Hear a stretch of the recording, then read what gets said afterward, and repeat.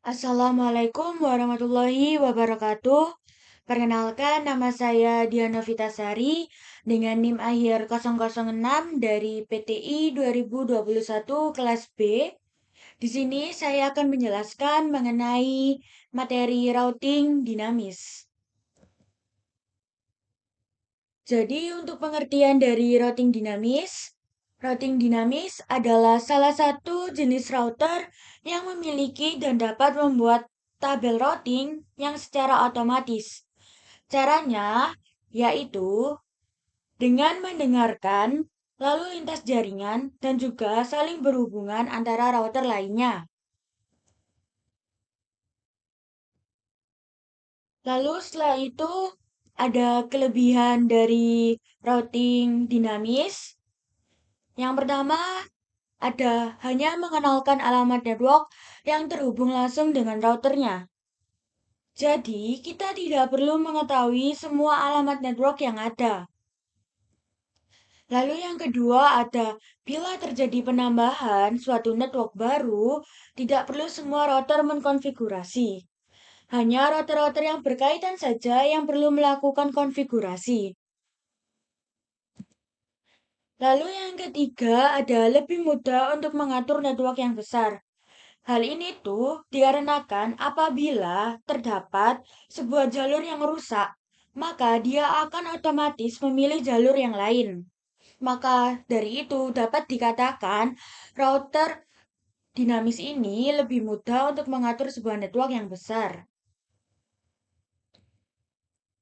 Lalu setelah itu ada kekurangan dari routing dinamik. Yang pertama yaitu ada beban kerja router lebih berat. Hal ini tuh dikarenakan IP tabel ini akan selalu diperbarui dalam tiap waktu tertentu. Lalu yang kedua ada kecepatan pengenalan network ini dapat terbilang lama. Dikarenakan router akan membroadcast ke semua router sehingga ada yang cocok. Lalu, setelah konfigurasi pun harus menunggu beberapa saat agar setiap router mendapatkan sebuah alamat IP yang ada. Lalu yang ketiga yaitu susah melacak permasalahan pada suatu topologi jaringan lingkup yang besar. Lalu yang terakhir ada adat ARP tabel dibagikan ke semua komputer. Yang berarti mengkonsumsi membutuhkan RAM untuk menentukan jalur terbaik apabila terjadi down bandwidth, jalur ditentukan oleh sistem, bukan admin. Lalu di sini ada macam-macam router dinamis. Yang pertama yakni ada RIP, yang kedua ada IGRP, yang ketiga ada OSPF, yang keempat ada IGRP, yang kelima ada BGP. Lalu di sini tuh yang sering digunakan itu adalah RIP dan OSPF. RIP ini tuh memilih routing dengan not terpendek. Lalu untuk OSPF ini itu sama memilih rute yang terpendek, tetapi distance-nya itu dapat diisi. Lalu untuk BGP itu untuk routing yang dilakukan antar ISFP atau NAP, dan BGP itu merupakan routing real yang berada di internet.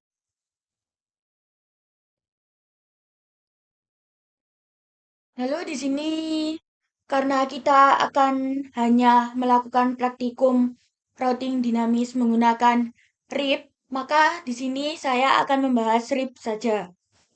RIP ini adalah sebuah protokol routing dinamik yang digunakan jaringan LAN, Local Area Network, dan WAN Wide Area Network.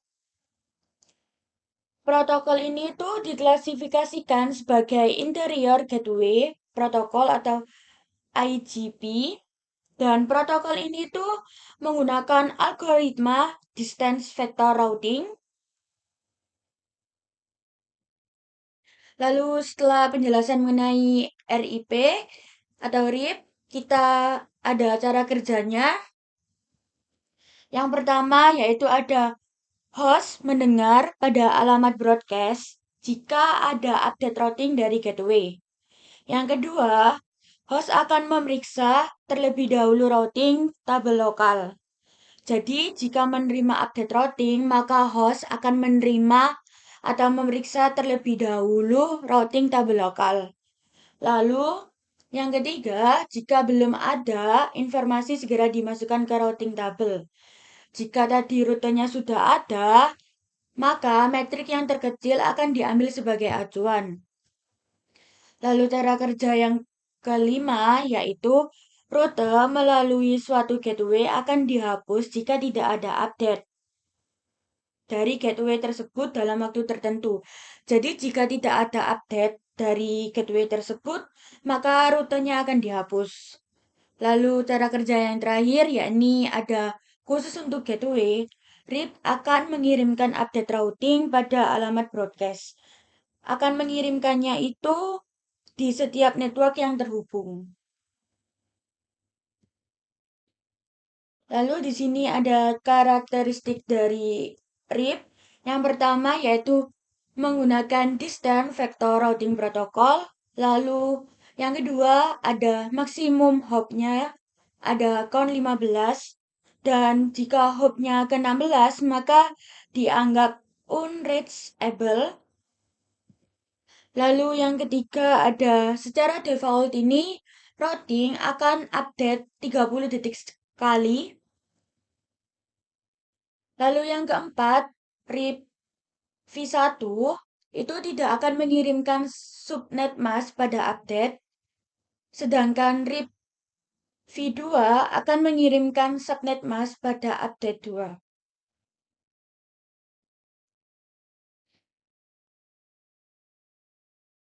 Setelah kita membahas beberapa materi tadi, kita akan lanjut ke praktikum dari routing dinamis ini. Jadi, untuk kali ini saya akan melakukan sebuah praktikum routing dinamik. Routing dinamik ini merupakan sebuah praktikum lanjutan dari routing statik. Jadi, kita dapat menggunakan file praktikum routing statik kita. Tapi jangan lupa kita save as terlebih dahulu karena agar file routing statiknya itu tetap tersimpan.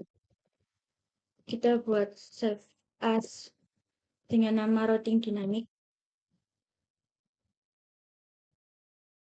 Lalu setelah itu kita ke router, kita ke config, lalu kita ke static. Jadi kita dapat menghapus semua network address yang terdapat pada static pada semua router. Kali ini untuk router yang ke-1 terlebih dahulu. Lanjut ke router yang kedua. Kita hapus atau kita remove terlebih dahulu statiknya.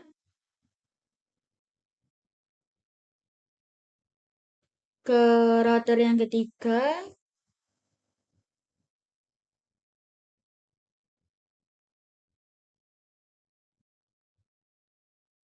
Setelah kita remove semua statik pada semua router, kita kembali ke router lagi. Lalu kita ke config, kita ke routing, kita ke RIP. Lalu karena kita akan menggunakan version yang kedua, maka kita harus menggantinya terlebih dahulu. Kita klik CLI, lalu kita tuliskan no auto tanda hubung, lalu summary. Lalu setelah itu version 2. Lalu kita kembali ke config lagi, kita ke RIP. Lalu di sini sudah berubah menjadi RIP routing v2. Lakukan hal yang sama juga untuk router yang kedua. Kita ke RIP terlebih dahulu, lalu CLI.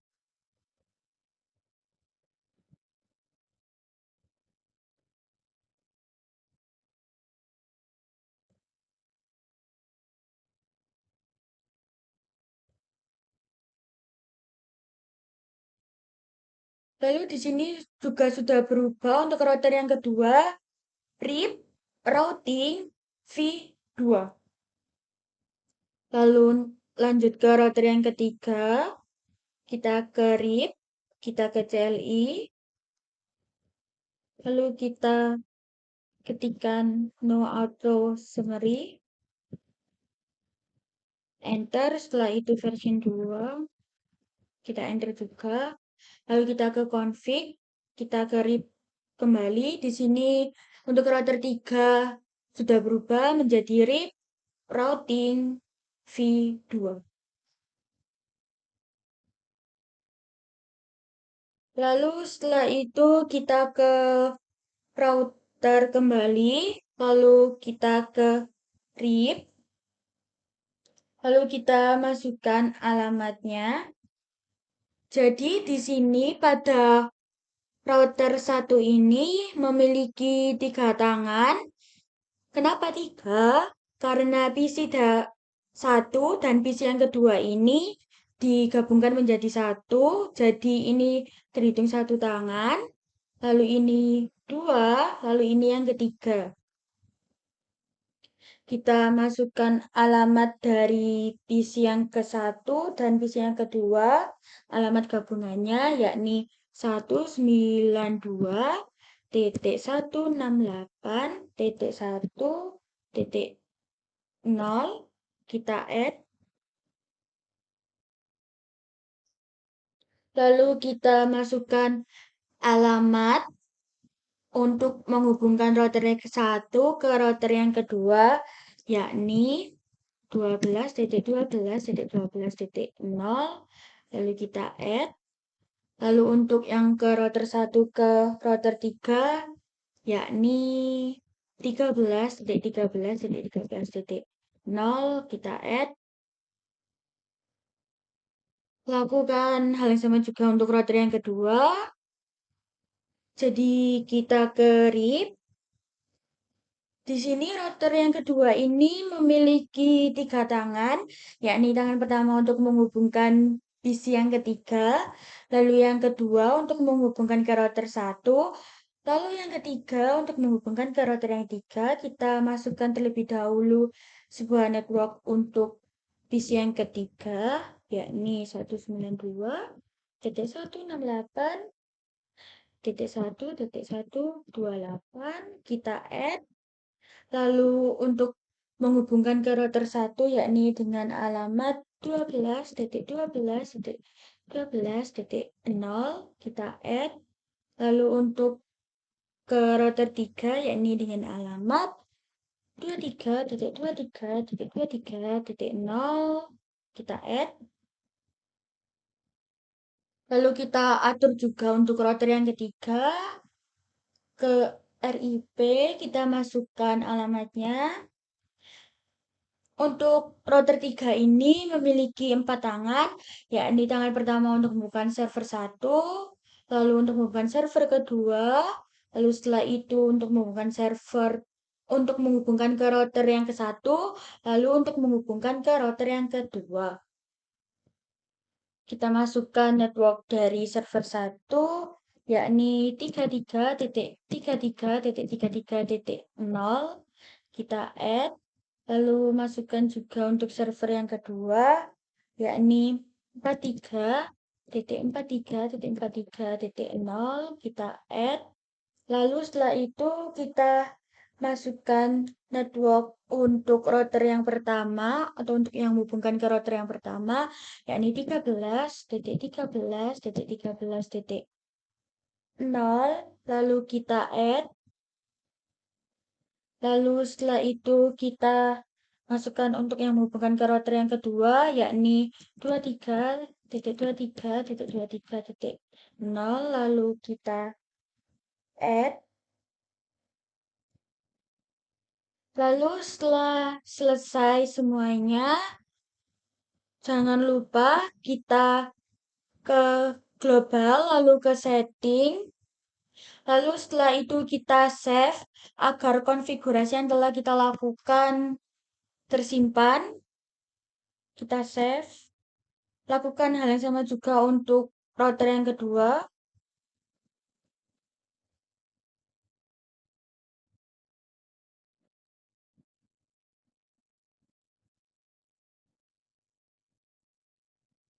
Untuk router 3 juga. Lalu setelah itu kita tekan tombol power cycle device. Lalu setelah itu kita reset the network. Kita yes.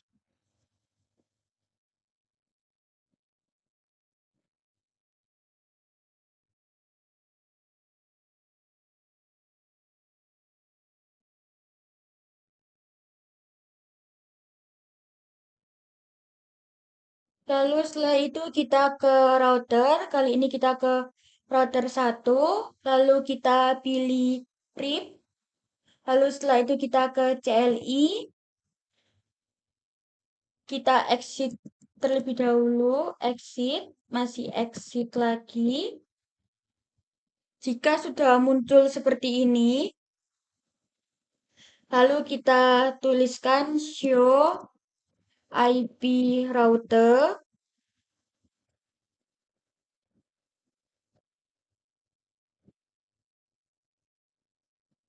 Jadi di sini terdapat alamat 192.168.1.128/25 yang dimana ini merupakan sebuah alamat dari PC yang ketiga.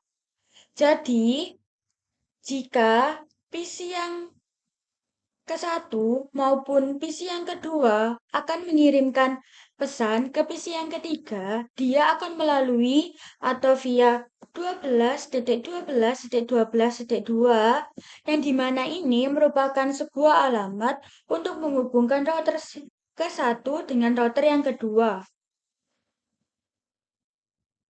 Lalu kita cek juga untuk router yang kedua, kita ke RIP.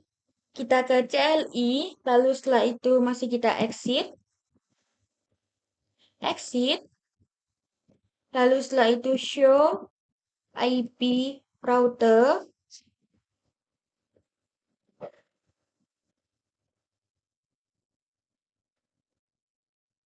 Lalu di sini terdapat alamat dari PC yang ketiga. Di sini PC yang ketiga is directly connect fast Ethernet 0/0 yang dimana artinya PC yang ketiga ini sudah terhubungkan dengan router yang kedua dengan fast Ethernet 0.0. Lalu di sini kita lihat untuk alamat IP dengan 43.43.43.0 yang dimana ini merupakan sebuah alamat untuk server yang kedua. Jadi, jika PC yang ketiga ini akan mengirimkan pesan ke server yang kedua, maka dia akan melalui jalan atau via dengan alamat 23.23.23.3 yang dimana ini merupakan sebuah alamat untuk router kedua menghubungkan ke router yang ketiga. Kita cek juga untuk router yang ketiga.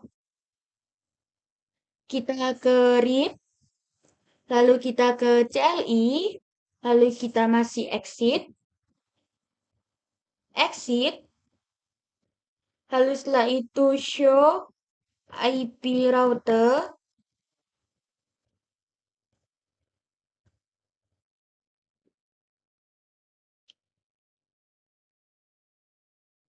Jadi di sini jika server 1 atau server 2 mengirimkan pesan ke alamat IP 192.168.1.128 /25 yang dimana ini merupakan sebuah alamat IP untuk PC yang ketiga.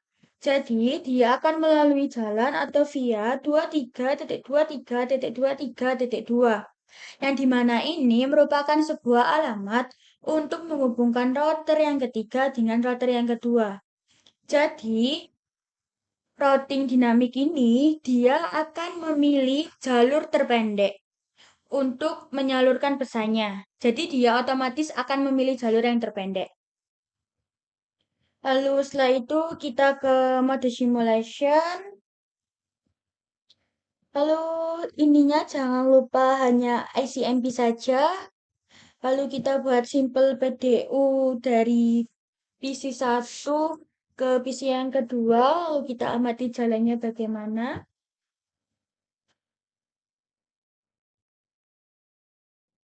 Di sini masih terdapat tanda silang karena dia masih mencari jaringannya. Kita buat ulang untuk PC 1 ke PC yang kedua.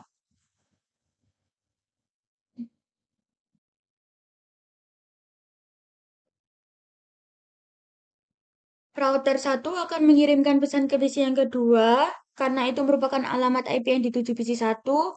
Lalu PC 2 akan melakukan feedback.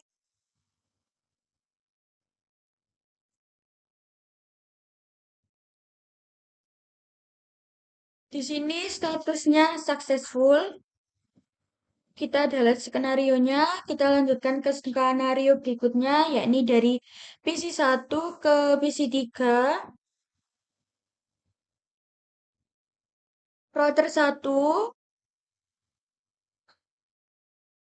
akan mengirimkan ke router yang kedua, tapi di sini masih terdapat tanda silang dikarenakan masih mencari jaringannya. Jadi kita delete, kita buat ulang, yakni dari PC 1 ke PC yang ketiga.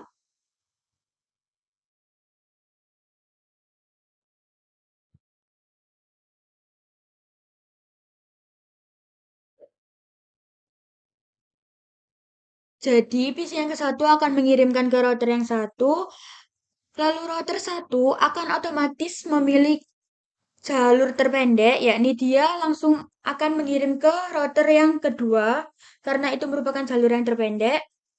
Lalu PC yang ketiga akan melakukan feedback.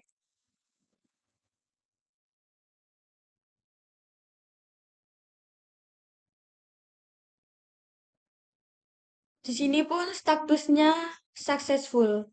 Kita delete, lalu kita buat skenario berikutnya, yakni dari PC 1 ke server 1.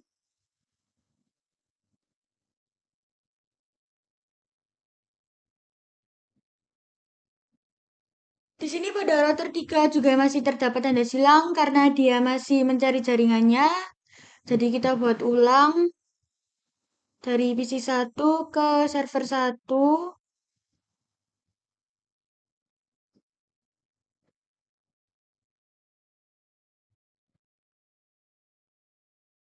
Jadi untuk pengirimannya dia otomatis juga akan mengirimkan melalui jalur yang terpendeknya.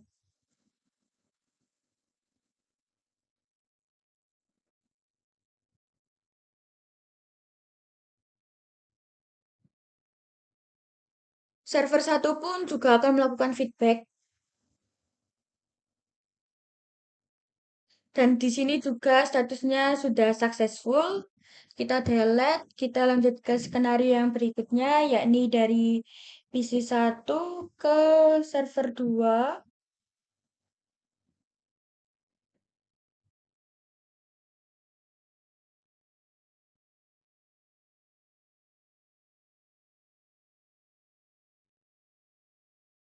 Di sini, router 3 juga masih silang karena dia masih mencari jaringannya. Kita buat ulang, yakni dari PC 1 ke server 2.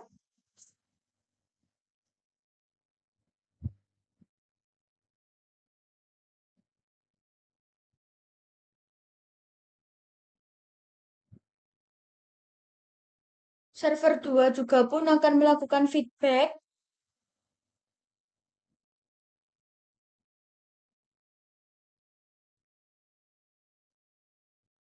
dan statusnya juga successful. Kita delete, kita lanjut ke skenario berikutnya, yakni PC yang ketiga ke PC yang ke satu.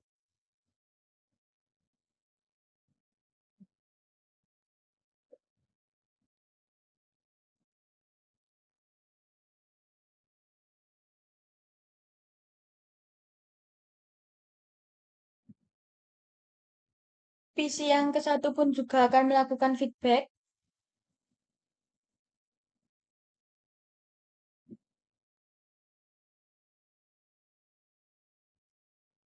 Dan statusnya juga successful. Lalu kita coba lagi dari PC 3 ke PC yang kedua.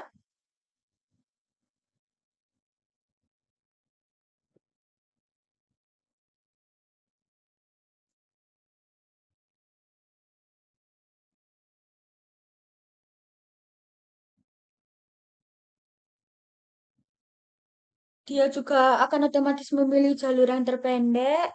Dan PC yang kedua juga akan melakukan feedback.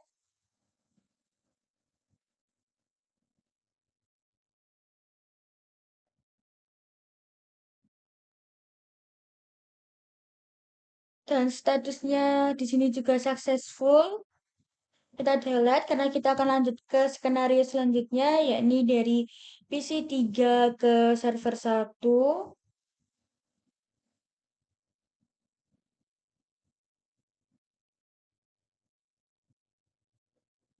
Di sini dia juga akan otomatis untuk memilih jalur yang terpendek. Lalu server 1 pun juga akan melakukan feedback.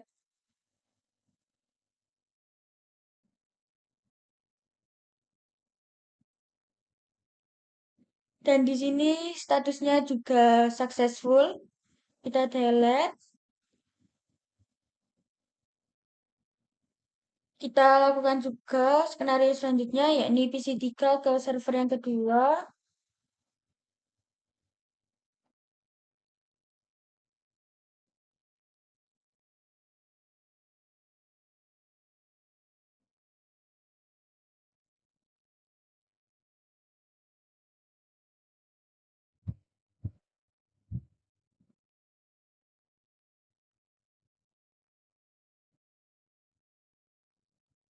Di sini server 2 juga melakukan feedback dan untuk jalurnya juga memilih jalur terpendek dan untuk statusnya juga masih successful.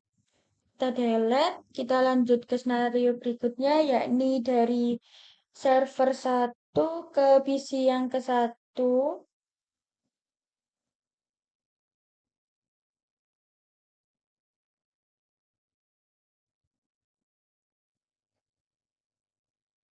Masih memilih jalur yang terpendek juga.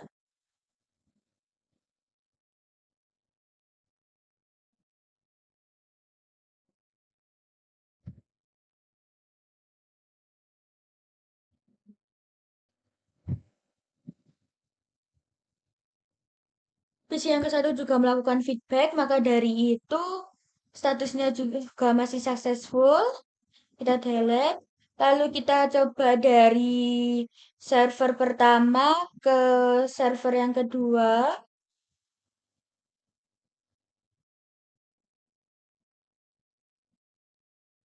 Di sini pesan langsung dikirimkan ke server yang kedua karena server satu dan server 2 masih dalam router yang sama dan otomatis akan memilih jalur yang terpendek juga. Di sini server 2 melakukan feedback, maka dari itu statusnya juga successful. Lalu kita cek server yang ke satu ke PC yang kedua.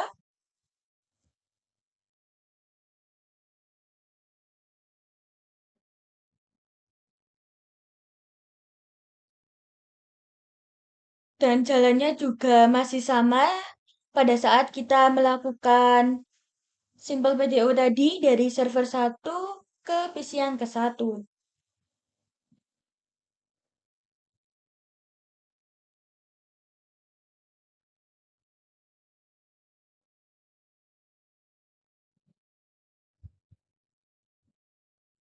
Dan di sini hasil dari praktikum untuk sampel PDU dari server 1 ke PC yang kedua ini yakni successful. Kita delete, kita lanjut ke skenario yang berikutnya yakni server 1 ke PC yang ketiga.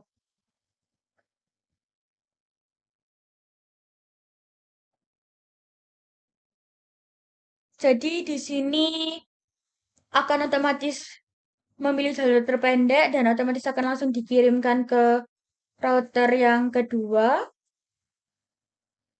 Maka PC3 akan menerima pesannya dan PC3 akan melakukan feedback.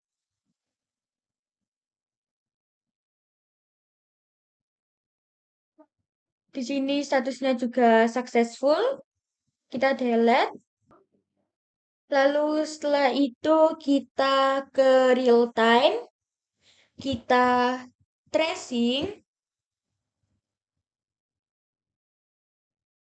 Kita tracing ke PC yang ke-1. Yakni kita ke command prompt. Karena tadi kita telah melakukan ke PC yang kedua, kita cek tracer, kita masukkan alamat IP dari PC 2, yakni 192.168.1.65. Di sini pesan dikirimkan ke alamat 192.168.1.62, lalu diterima oleh PC yang kedua, dan trace-nya komplit. Lalu kita lanjut ke PC yang ketiga, yakni kita tracer 192.168.1.253. Di sini pesan akan dikirim ke gateway router yang pertama, lalu akan dikirim ke jalur yang menghubungkan ke router 1 dan router 2, lalu pesan akan diterima oleh PC yang ketiga dan trace-nya komplit. Lalu setelah itu kita tracer server 1 dengan alamat IP 33.33.33.1. Di sini pesan akan dikirimkan ke router yang ke-1, lalu dikirimkan ke alamat yang menghubungkan router 1 dengan router 3 atau ke router 3, lalu akan diterima oleh server 1 dan trace-nya komplit. Lalu kita ke tracer server 2, yakni 43.43.43.1. Di sini juga sama dengan tracer dari server yang ke-1, bedanya di sini alamat penerimanya yakni alamat penerima server 2 dan trace-nya juga komplit. Lalu setelah itu kita tracing PC yang ketiga, command prompt, kita tracer PC yang pertama yakni dengan alamat 192.168.1.1. Di sini pesan akan dikirimkan ke gateway router yang kedua yakni dengan alamat 192.168.1.254, lalu setelah itu dihubungkan dengan alamat yang menghubungkan router 2 dengan router 1, atau ini merupakan alamat gateway router 1 yakni 12.12.12.1. Lalu pesan akan diterima oleh PC 1 dan trace-nya komplit. Lalu setelah itu kita tracer PC yang kedua dengan alamat 192.168.1.65. Jalannya juga sama dengan PC yang ke-1 tadi.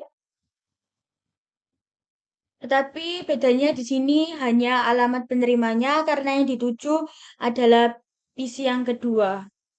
Dan trace-nya komplit. Lalu kita tracer server 1 dengan alamat 33.33.33.1.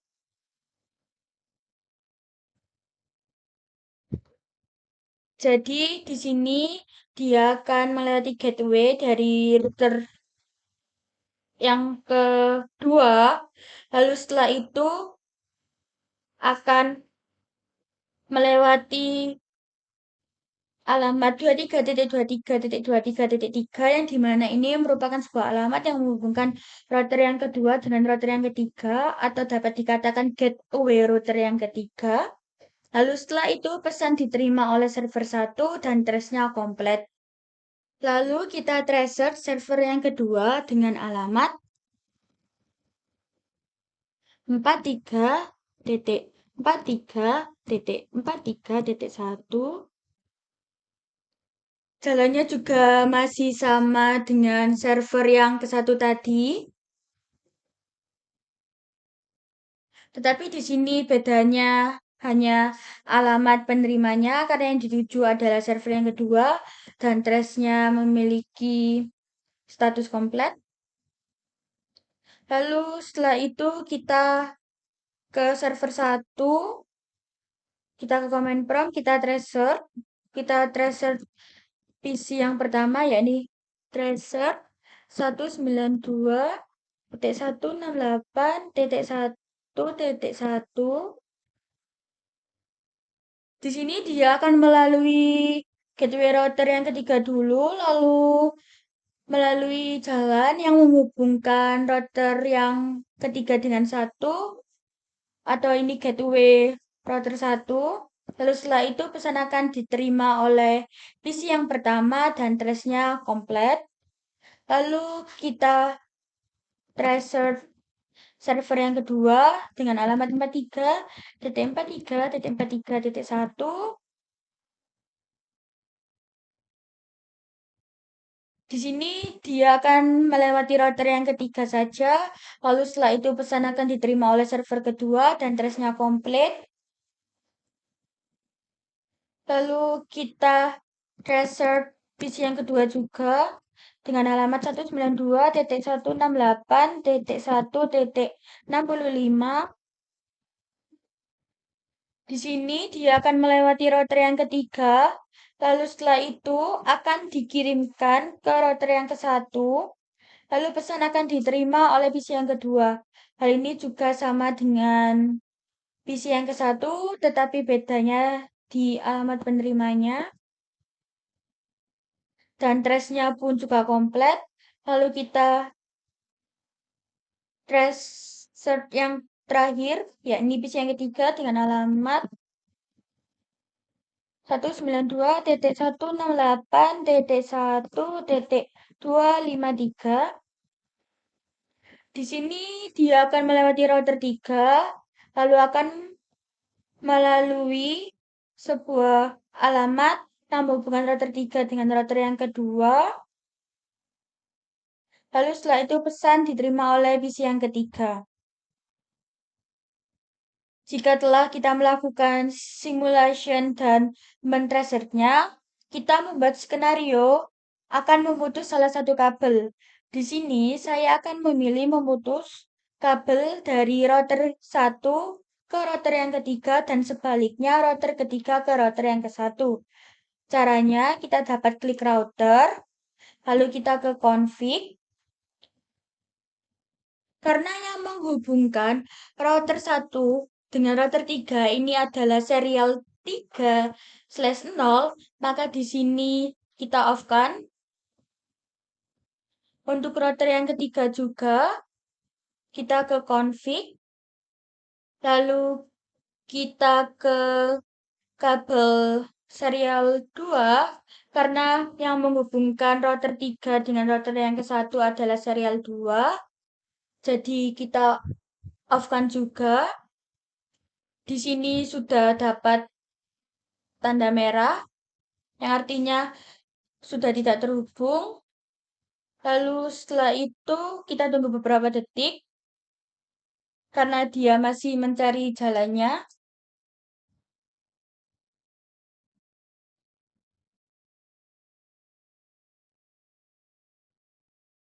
Lalu setelah itu kita ke router untuk mengeceknya lagi. Kita ke RIP, lalu kita ke CLI. Ini kita exit terlebih dahulu, exit.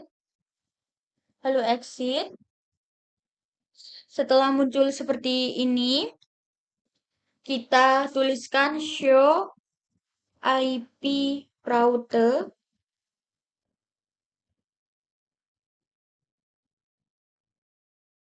Jadi di sini jika kita ingin mengirim ke server yang kedua, di sini alamat IP server yang kedua yakni 43.43.43.0.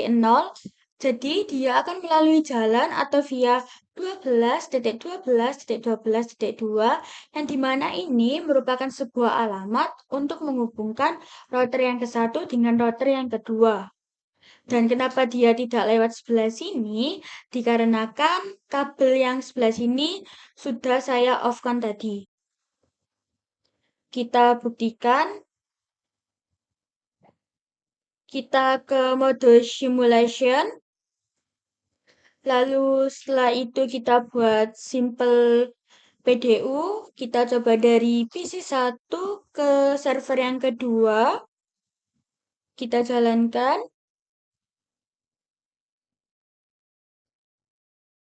Lalu pesan akan dikirimkan ke router yang kedua. Karena router yang ketiga kabel serialnya sudah di-off-kan, jadi dia tidak dapat menerima pesannya. Lalu router yang ketiga akan mengirimkan ke server yang kedua. Dan server yang kedua juga akan melakukan feedback.